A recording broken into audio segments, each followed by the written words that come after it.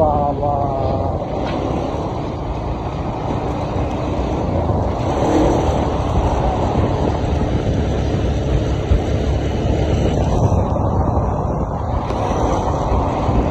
তার মানে আপনারা কি ভাবতেছেন? দেখেন তো, রাঙামাটির 99% বলছিলাম আমি, 99% গাড়ি গ্যাস দিয়ে চালিত।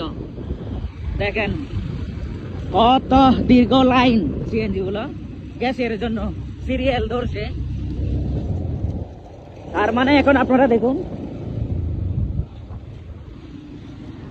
রাঙামাটি শহরের 99%ই আপনারা গ্যাস চালিত। আর যখন তেলের দাম বাড়ে তখন তারা আবার বাড়াই দিতে হবে, আন্দোলন করে। দেখেন